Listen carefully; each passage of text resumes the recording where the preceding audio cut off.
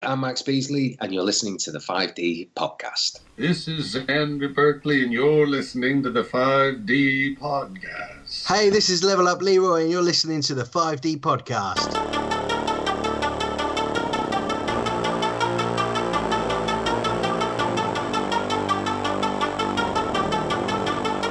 Get yourself ready for an interdimensional sensory experience. Welcome all to the dimension of sci-fi, fantasy, and horror. This is the 5D podcast.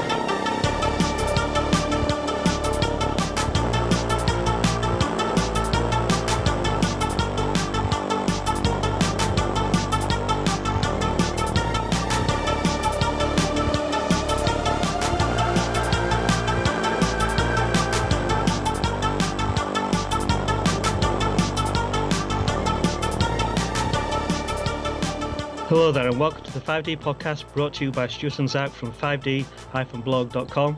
Welcome to those of you listening live on Twitch. Also, welcome to those of you listening on iTunes, Spotify, TuneIn and Stitcher.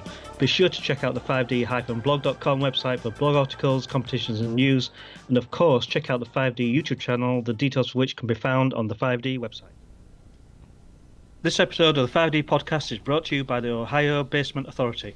On the 5D website, our article ranks the 14 scariest basements in film history. Do you want your basement to be less terrifying? Find out how the Ohio Basement Authority can help you deal with crack repairs, waterproofing and foundation problems, crawl space encapsulation and sump pumps. They can help you with structural problems, but for the serial killers or paranormal problems, you'll need a different kind of authority.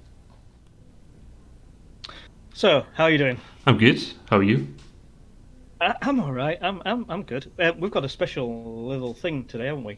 You've got a special little thing, do you? I've got a special little thing. We're going to have a little chat with a actor friend of ours, or a new friend of ours, and you can take part today, which is nice because on recent occasions I haven't been invited. Oh, here we go. I just want to get it out of the way because you sulked when you didn't manage to speak to Sarah Clark. Mm-hmm. You sulked when you didn't manage to speak to Xander Berkeley. Mm-hmm. So we've got to get you involved now because I can't do with a third sulk. So yeah, we're going to talk to actor called Spencer Garrett, who is a very famous face. He's got something like. Well, let me read this out. Have you seen his IMDb credits? I was just about to say, you just stole my thunder, man. He has got over 200 IMDb credits. Last count, I think, when I looked today, he's got 215. 217 I'm looking at right now. Two since I looked at 3 o'clock. The man is busy. So he's an American actor. He's possibly best known for his roles in Air Force One. He was in 21. He was in Public Enemies. All the Way, The Frontrunner, his recent credits, because he's been really busy recently as well. He was in the series Aquarius. He was in the series Bosch a couple of seasons ago. He was in the recent Once Upon a Time in Hollywood, which I just saw for the first time properly last week. I managed to see the second part, which I loved. He was in Bombshell, and he was in a film called The Frontrunner as well with your man Hugh Jackman. Mama. So with our man Hugh. So he's also at the moment, and I think this is how it came to sort of my attention currently at the moment. Spencer's doing a fundraiser show on Instagram TV called Quarantine the Show. They're raising money for the SAG-AFTRA Foundation COVID-19 Relief Fund for helping actors in need. So they're doing one of these, which I've seen one or two of them. The at home people doing their own little bit and adding it all together to make a little cohesive piece and so forth. Yeah. So it'll be quite good. So we're going to talk to him, which should be really cool. Sounds good. Before we do, we're also, as you will have heard at the beginning, we're being sponsored, which is cool. Mm-hmm. Which is great. So the article that is currently on the website, which is essentially talks about on which website? The 5D hyphen blog.com. That's the one. That's the one. 5D-blog.com. 5D blog has got an article put up there a couple of days ago called "The 14 Scariest Basements," something like that, and it ranks them from 1 to 14, obviously, in scary, so forth. And that's been put together by the Ohio Basement Company. The Ohio Basement Authority. Get it right, Stuart. So we'll be talking probably in more detail, I guess, in the next 5D podcast next week, providing we're still here when all the coronavirus and all this nonsense that's still going on. We'll be talking about the article and the Ohio Basement Authority and that particular thing that they put together. So if you get the chance, have a look on the 5D website. It's a cool article, pretty good, and see what you think. We'll talk about that next week. So, unless there's anything you want to talk to me about your latest gardening escapades, or just the usual. Grass grows a lot quicker than you think. You've been sending me pictures of your grass. I've never seen anybody as proud about anything in my life. It was sprinkling with snow today, and I was trying to caress it the best I could. Yeah, we had a wee bit of snow here in the northeast of Scotland, and it was like, oh my god, it's May and it's snowing, it's going to kill some of my stuff, I did think about you and your grass, and I did have pictures of you being out there with your tarpaulin or something over the whole area. I don't know, but I'm sure it'll be fine. I'm sure it'll be cool. Indeed. We'll put up for anybody who's interested a picture of your grass on the. I was going to say I could just we could do. Let's do a little blog article on it. We could do. I'll write a little piece together and we'll put some photographs up. Right, listen. Let's get on with talking to Spencer Garrett, shall we? Indeed. Okay. Hello. Hi, Spencer. Hi. How are you doing? How are you guys? We're good. We're good. How are you? Excellent. I'm terrific. That's good. Happy Sunday. Happy Mother's Day. If you're there are mothers out there. So what time is it over with you now? 2 p.m., isn't it? I thought for some reason it's 2 o'clock here. Yeah. Yeah, I thought you were in LA for some reason. I didn't realize you were in Washington. Well, when you tweeted me, you asked me where I was based. I'm based in LA, but my girlfriend lives here in Washington, and I actually go back and forth between LA and New York. And because of the quarantine, I hadn't seen her in a couple of months. So I decided to sneak back here. So how's it going then with the quarantine and everything? It's a crazy time, isn't it? Hang on 1 second. I'm trying to get my screen. It's going okay. It's all right. I mean, it's been hard. LA is just virtually a ghost town, and I've been sort of locked up in my place for a couple of months, and just decided to. I was wary about getting on a plane, and I kind of did a lot of research. At one point, I was going to drive across the country. Yeah. I was going to drive from LA to DC.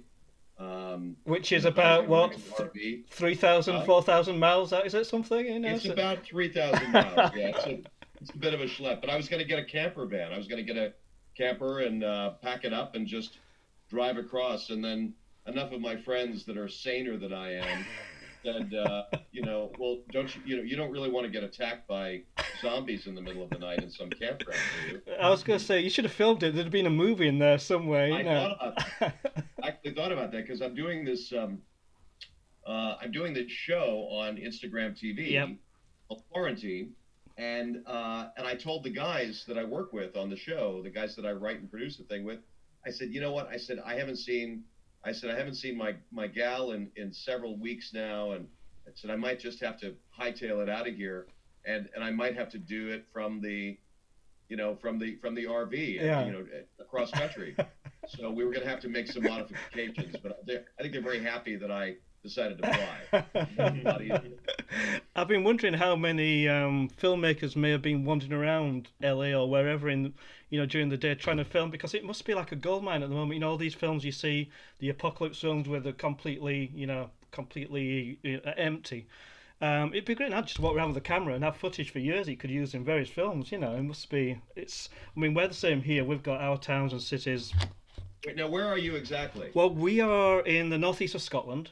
So I don't know if you know Scotland at all, but I do. I haven't been for many years, but it's exquisite country. It's a beautiful place. It's a beautiful part of the world we live in. Yeah, we're about 40 miles north of Aberdeen. So Aberdeen's on the So about 200 miles north of Edinburgh, and then we're about 40 miles north of Aberdeen. So we're on the if you look at the map of the UK and Scotland, we're on that top little right-hand corner, just out of the way. It's beautiful, man. Okay. It's beautiful. Wow. So it's really cool. Lucky you.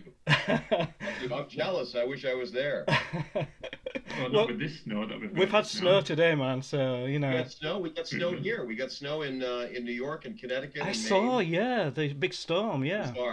Bizarre. It's beautiful here in Washington, but the Northeast got hit with a freaky May snowstorm. Yeah, I think we may have. I can't imagine Scotland with snow is any less beautiful than it already is. It is nice. I mean, I've barely been out of my house for like 6-7 weeks. So it's but I can handle that. For me that's cool.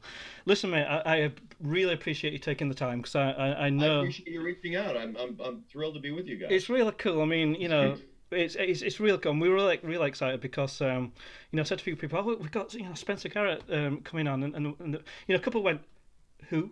And then you look at him and go, "Oh my God, him!" But you've got one of those faces where we were just saying beforehand, you must be probably the busiest man we've ever spoke to. You've got like 200 plus IMDb credits, man. Crazy. Yeah. Well, my running joke with my friends and family is. When I finally kick the bucket, my tombstone is going to say, "Here lies that guy from that thing." People come up to me in airports and say, I know you. We went to high school together. Did we used to date?" And then they remember that they saw me on Law and Order or Air Force One. Yeah. All the time, and they go, "Oh yeah, you're that guy from that thing." So do you ever get mixed up though? Do you ever get accused of being in something that you were never like in? Do you ever have that? A lot. I don't get mixed up for other actors necessarily, but people maybe because I'm. Thank God, knock wood. I mean, maybe because I've been so ubiquitous over the years. Yeah. People think that they've seen me in things that that I wasn't in. So I'm not gonna not take credit for it.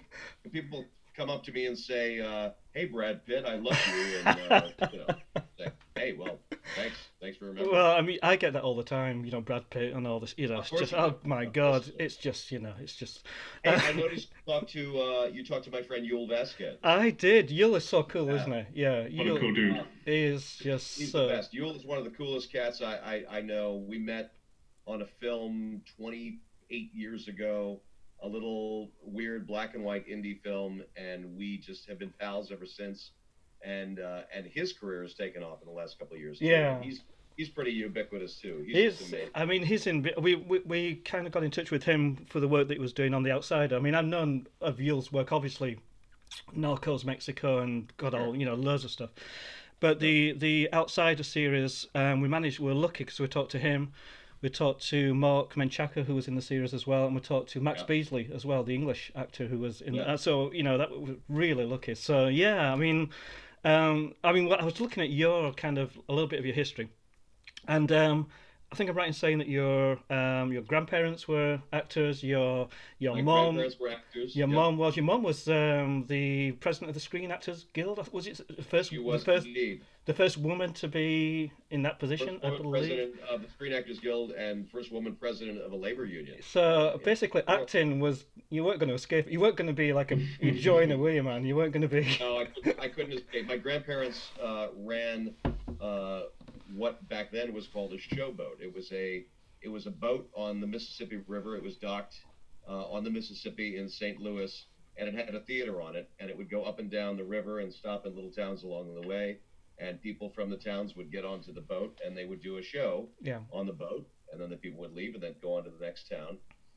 And then I think when my mom was 19 or 20, she left St. Louis, went off to, since it's Mother's Day, it's nice to talk about my mom.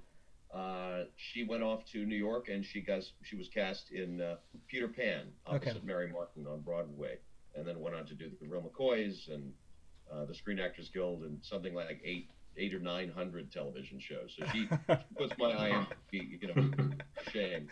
But so did she encourage you? Sorry. Did she encourage you then, or were you kind of like, this is what I'm going to do? She didn't encourage me. She didn't discourage me. Okay. I mean, it was something that I always loved, and I was always around actors and artists growing up as a kid. I mean, certainly when she was president of SAG, I would come home from school and I'd walk into my living room and there would be Jack Lemmon or Angie Dickinson or Shirley MacLaine or Cesar Romero.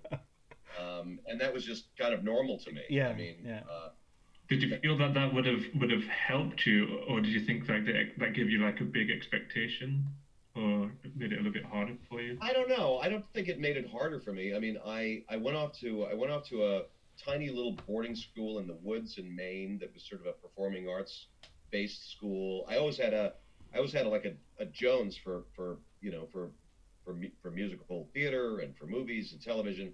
But I didn't think when I was a little kid that that's what I would end up doing. It wasn't predestined. It was just something that I just loved and I was surrounded by. I was always surrounded by film people and, film and theater people. I mean, growing up, I lived literally going back and forth between Los Angeles and New York. Yeah. My mom would go to New York and do a Broadway play. We'd be there for a year. We'd go back to Los Angeles. She'd do a film. We lived there. So that was just that was my normal, but I didn't really decide to jump into it as a profession probably until I was 25, after I got out of college. Yeah. I wanted to get my degree in my hand so I had something to fall back on. Okay. Thank God I've got a philosophy degree, so if the acting doesn't work out, I can make millions of dollars as a philosopher. Oh man, I teach philosophy as well. Cause my day job's a college lecturer, so I teach a wee bit of philosophy. We could have talked philosophy, we could have talked decor and stuff, So. That's a whole other Zoom. I loved it. I was philosophy and public policy, so you learn something new every day. I was gonna when I left college and I actually moved here to Washington D.C. For a brief time. I thought about working on Capitol Hill. I thought about getting into politics or something. So it's a lot easier to play politicians than to be one. I wouldn't want to. You couldn't pay me to be a politician. You played a few, though, haven't you? You played a few kind of.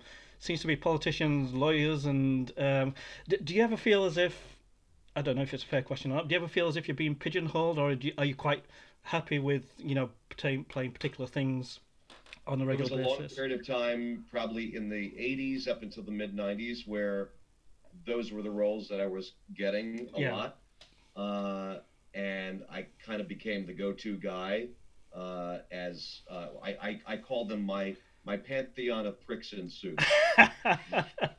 Played a lot of. Can I say that? Can you say prick? Of course. You could say prick, and you were a great prick in a suit. So I played a lot of pricks in suits. I played a lot of lawyers, a lot of senators, politicians, congressmen, all of whom were kind of either morally bankrupt in some regard or slightly bent. Yeah. Kind of shady. And that kind of became my go-to role, and I got a little bored with it after a while. But I got a little complacent with it too. I was sort of on this track of like that. There wasn't a lot of variety to the kinds of roles that I was being offered. Yeah.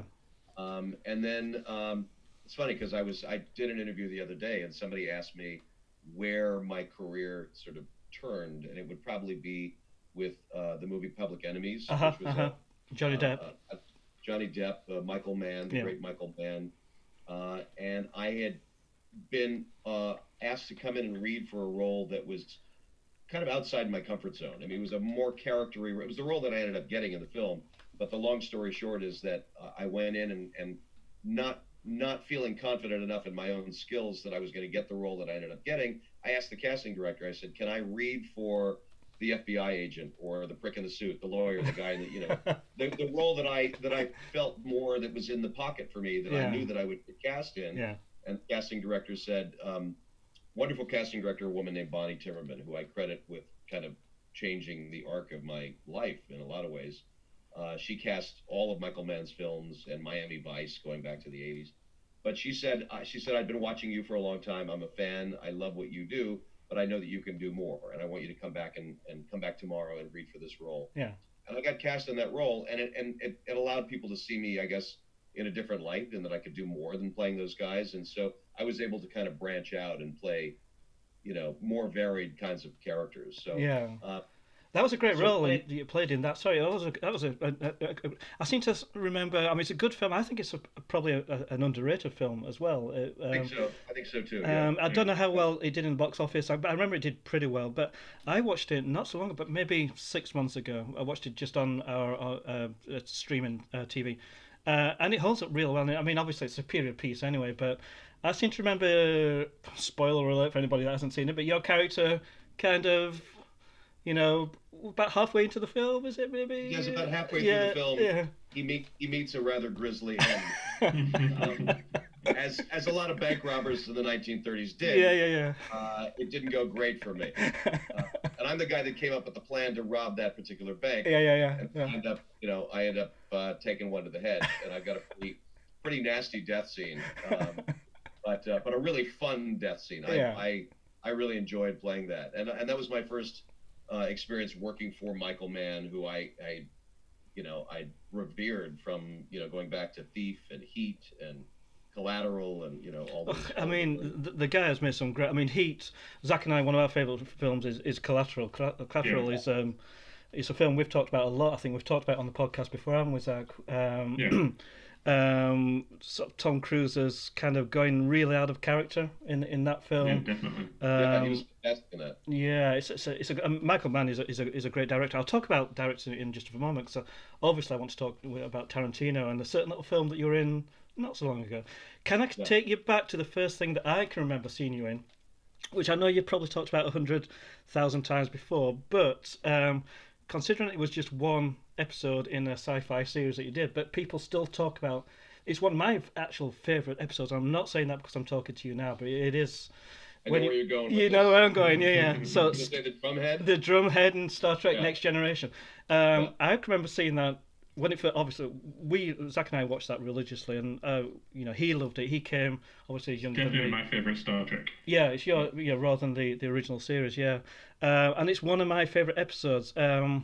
How old were you when you took that part, and tell us how that part came around? I think I was probably 25 or 26.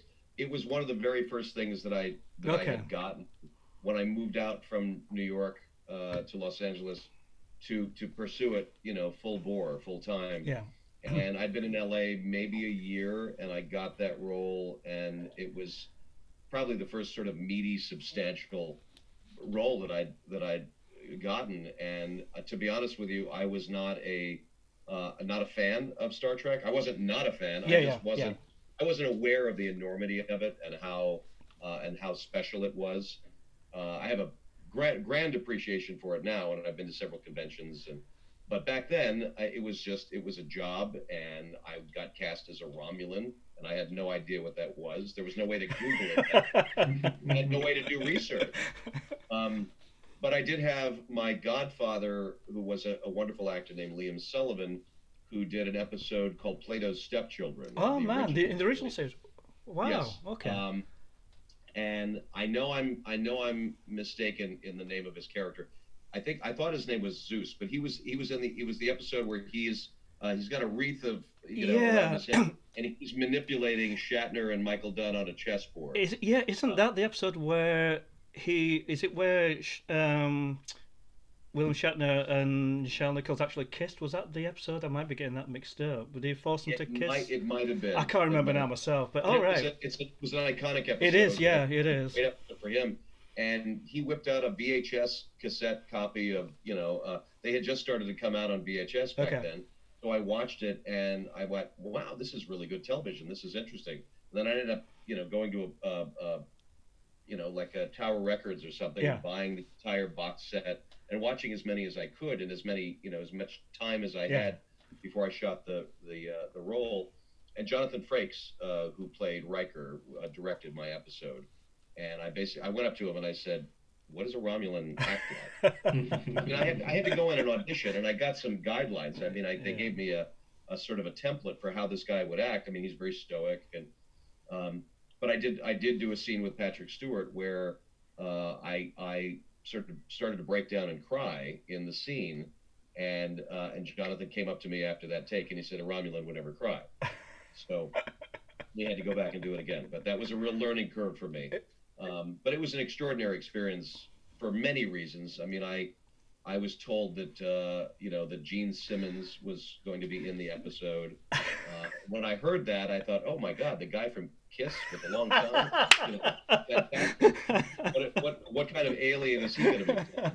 And then I walked into the makeup trailer, and it's Gene Simmons from Spartacus. Spartacus, yeah. So it was a great experience. And they're all, to this day, I mean, Frakes and LeVar and Brent Spiner and that whole crew we're all still in touch with each other. We're all close. So it was a great jumping off point for me as a young actor, very green and just kind of like not really sure about what I was doing. I think I did a couple of things. I did like a 21 Jump Street and a couple of guest spots, but that was kind of the first thing where I kind of thought, wow, I'm in this now. I mean, I'm gonna make a run at this. Do you find it weird that for a short period of your life, which would have been, I don't know how long it would take to film it, maybe a week or two, I'm not too sure.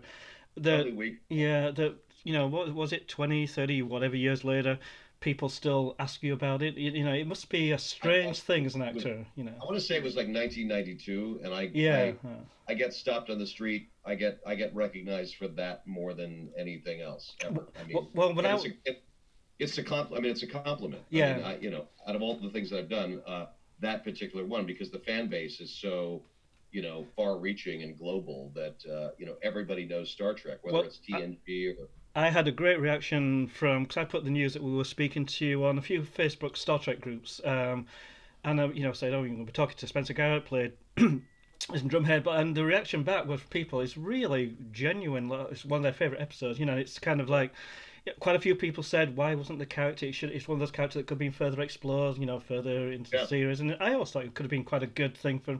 I know you would have probably enjoyed, possibly, I would have extending. I would have loved to have come back and years later somehow to see where he would have ended up. I ended up doing a Voyager about 10 years later. Flesh and Blood, wasn't it? Yeah. But I love those guys. I love being a part of that world. So it was for somebody who started out, not really having an idea what that was, and for it to be so much a part of my life. Now, I mean, somebody sent me an action figure. Somebody made a Simon Tarsus action figure.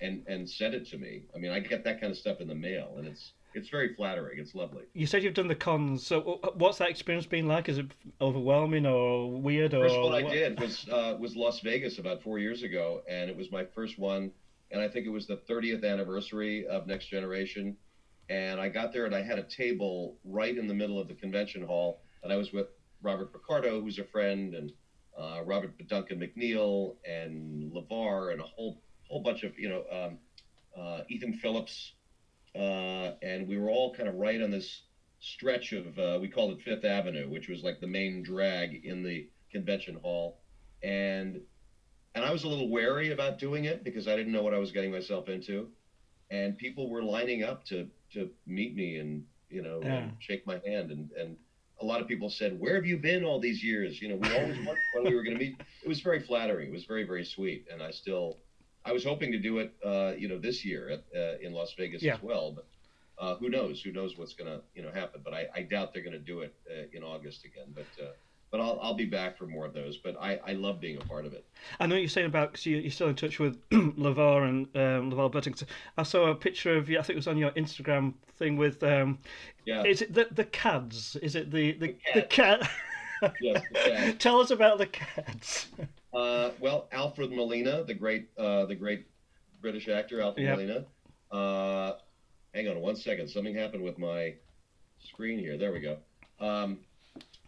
Alfred Molina is an old friend, dear old friend, and out of the blue one night he asked me out to drinks, and because we hadn't seen each other for a while, and he said, "Would you mind if I invited my friend Steven Weber?" And I said, "I know Steven Weber.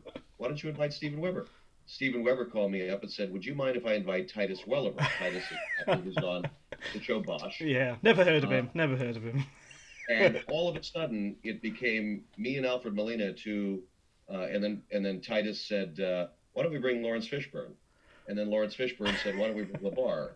And then LeVar said, "Why don't we bring Eric McCormick?" And then all of a sudden there were 8 of us, and we were having dinner at Musso and Frank's, which is a great old watering hole in Hollywood, which is actually in the Tarantino film, oddly enough. And we were sitting around this dinner table. We thought, this is a really good time. We were just like, just talking crack and telling old stories and having laughs, and not knowing that it would evolve into this. Now it's a monthly thing, and we've actually been doing it every Monday night on Zoom. But somebody said we should come up with a name for it, and I said, why don't we call ourselves the Character Actors Dining Society? That's the origin of the CADS, the Character Actors Dining Society, and we've since added the great Michael McKean and Kevin Pollak, and basically whoever. So is there an entry fee? Do you have to do like a secret handshake? Is there an initiation ceremony? No secret handshake. There just has enough chairs at the table. So, Paul McCrane joined us one night, which I really I'm disappointed that I missed. I was in Chicago doing an episode of Chicago PD, actually directed by Paul McCrane, who's now a member of our group, and I had to miss the dinner that they had where Sir Patrick Stewart showed up. He was having dinner at another table, and he came over and joined the CADS. So I was bummed that I missed that because he knew all those cats, and but he's a lovely guy. So so the CADS, that's it's an ever evolving table of just rogues who like to throw back a glass of wine and a martini and a steak. Well, I'm available on a Monday. All right, well, come on out. I mean, Kevin Pollak is one of the funniest human beings on the planet, and so I don't know if you know Richard Kind. Yeah. But Richard Kind is another member of the group, and so you listen to Kevin Pollak and Richard Kind and Steven Weber, and I just sit back and just walk and laugh. And Michael McKean is a treasure trove of cinema and literary history, and so it's a really interesting bunch of fellows. It should be. I mean, I don't know if all the stories would be, printable or whatever, libelous, whatever they might be. But you should record it. That'd be quite good. There must be a galaxy of stories. Yeah. Well, we were wary about it. We never wanted to post photographs. We always take pictures of the gatherings, but we don't post them. And then one night we were having dinner, and Diane Keaton was walking by, and she sort of did a double take, and she looked at us, and she went, "Oh my God, look at all of you." She said, "Can I take a picture with you?" And we went, "Diane Keaton wants to take a picture with us. We should probably let her take a picture with us." And she sat down and joined us, and I was my heart was going like this because I was I've been in love with her since Annie Hall. So yeah, me too. Yeah. So that's the CADS. It's a fun bunch. But if you guys are ever in LA on a Monday night, you're more than welcome to stop by. Don't say things like that, man, because we will turn up. We would turn up and you go, I didn't really mean it. It was just one of those things. This episode of the 5D podcast is brought to you by the Ohio Basement Authority. On the 5D website, our article ranks the 14 scariest basements in film history. Do you want your basement to be less terrifying? Find out how the Ohio Basement Authority can help you deal with crack repairs, waterproofing and foundation problems, crawl space encapsulation and sump pumps. They can help you with structural problems, but for the serial killers or paranormal problems, you'll need a different kind of authority. So, I mean, obviously, you mentioned Titus. Yes. So Titus, I've known all these guys. You have to remember, Titus I've known 30 years. Steven Weber and I did a pilot together in 1987 before I moved to Los you must have been Angeles. kind of going for same parts over the years. A lot of the similar type actors, as it were. Yeah. So we all kind of came up together. I mean, Alfred Molina is a different generation, and some of those guys in that group. But Steven, Titus, Richard Kind, certainly, we all kind of grew up on television and movies. So what was it like when you obviously you appeared in Bosch and you had quite a substantial role in was it about 2 series ago now? I can't remember which one it was. Season 3, I think. Yeah. What was that like with I mean, yeah, obviously you're professional, you're going to do your job, but is it different? We never worked together before. We always wanted to work together, and he was just a jobber, a grinding away character actor, journeyman character actor. Like me, that's just for years had been, toiling away in the trenches, and he got the role that he was born to play in Bosch, and he's just fabulous in it. It's great to watch him in it. It's a great series, isn't it? we'd always been wanting to find a play or something to do together. So when season 3 came around, he called me up and he said, "I'm trying to find something for you." And he said, "Would you mind playing a prick in a suit?" I said, I'll carry a spear, whatever you want me to do. So I was the first kind of prick in a suit that I got to go back and play in a long time. So well, to do it on a show like Bosch and with my friend Titus. It's a great show, isn't it? I mean, it's a nice, gritty kind of cop series. Yeah. I mean, I kind of get a wee bit bored with cop series over the years, but I think this one's kind of different. It's kind of. I had a message from a co-star from the series, Sarah Clark. Says to say hi. I love Sarah. She says Sarah and Xander, they left. They skedaddled out of Los Angeles. They went back to Maine. God bless them. Well, I spoke to them a couple of weeks ago. I spoke to Xander, and then I spoke to Sarah. Sarah says, she's had so much fun with you. She said Below the Beltway was her favourite. So she's. That was the first movie I produced. We shot Below the Beltway here in DC. Well, I do have a couple of questions actually from before, because obviously we've got a kind of strict time thing, so I don't want to take too much of your time. A couple of questions. Zach, have you got the question from that I passed you earlier on? Oh yeah. Yeah. So we have a friend of the show has asked, who is your favourite actor on The Watcher? On The Watcher? Yeah, he did an episode, and he asked us who was your favourite actor. And so this is an important question. Who was your favourite actor on the episode of The Watcher that you did? And I think when he asked this question, he has an answer in mind. I think I know the answer to this. And if I get it wrong, I'm going to be in a lot of trouble. We'll edit it out, mate. We'll edit it. We'll edit it. Yeah. That would have to be Sir Mix-a-Lot. No, I'm kidding. Yul Vasquez. Who else? Good answer. Correct. Good answer.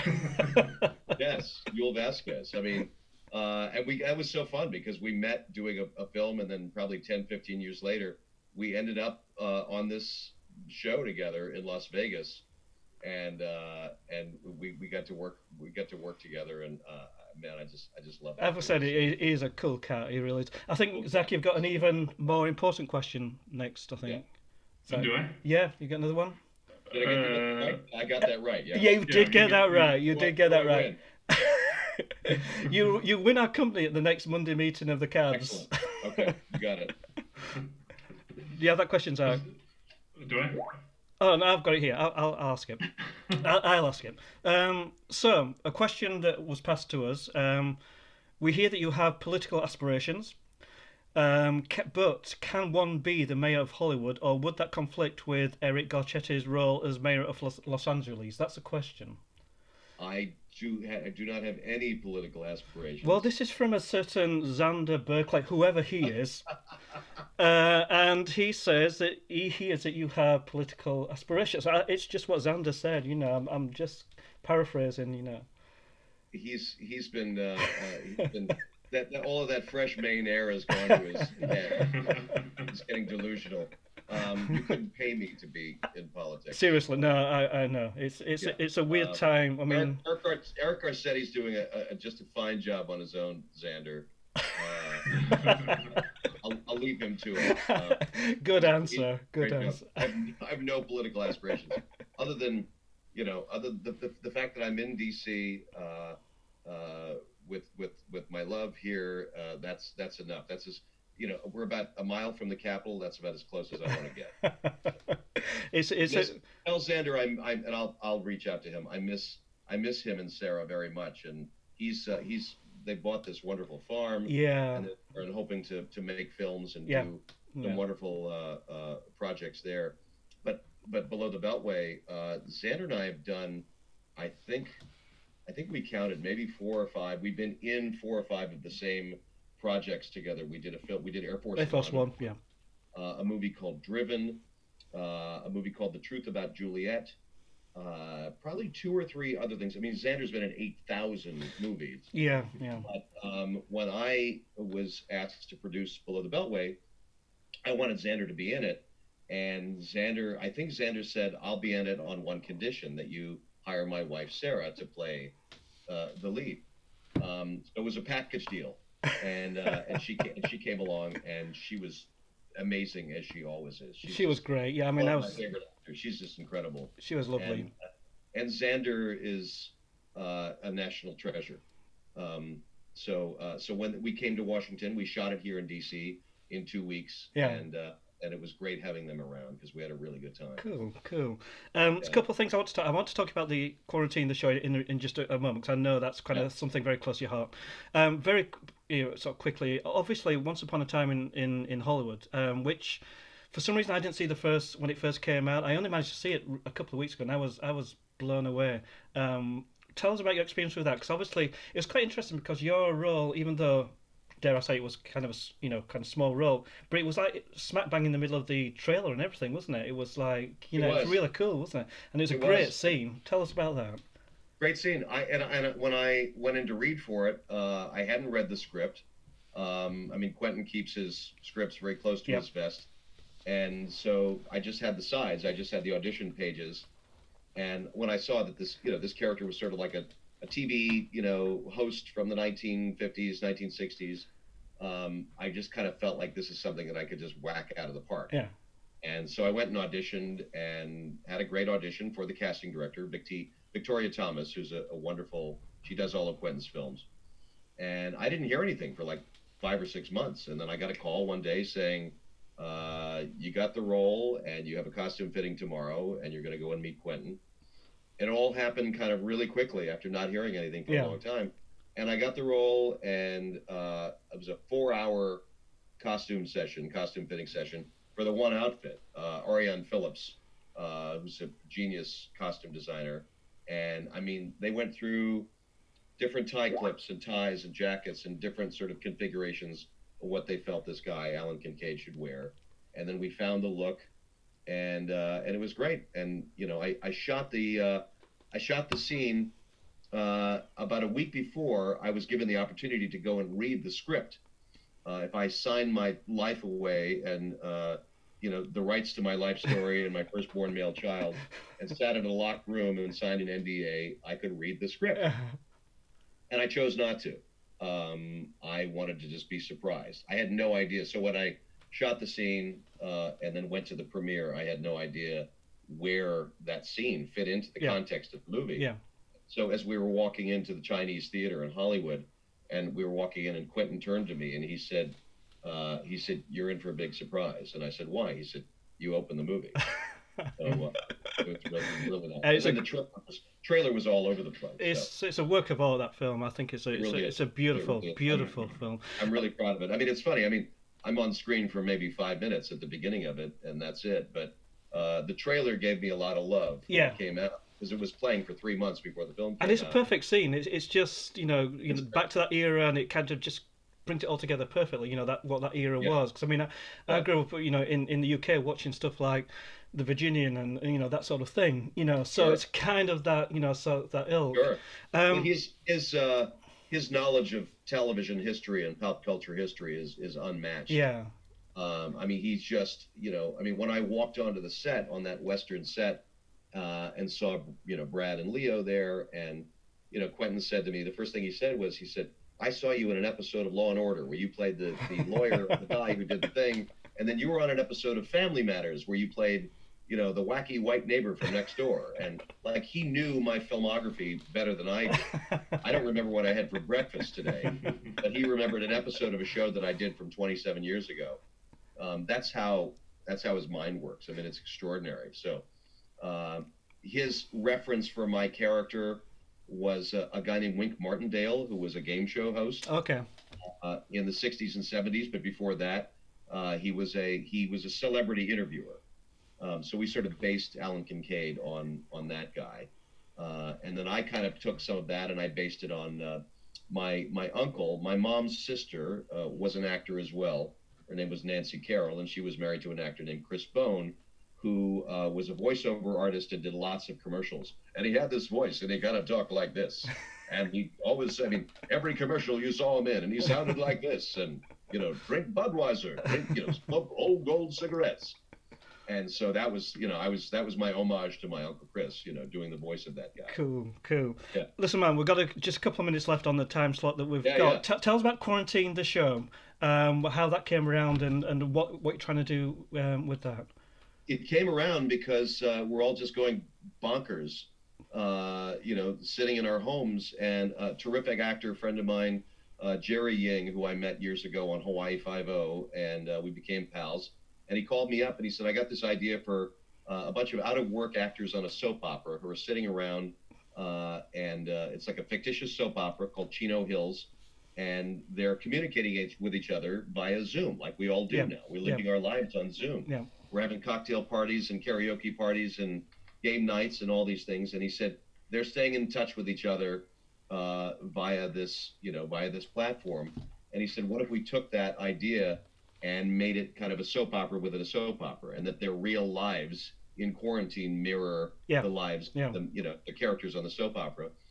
And we put it up on YouTube. We thought we would do a couple of shows, and then all of a sudden here we are on episode 13 that's dropping on Monday. We're on Instagram TV. We've got close to 5,000 followers and growing.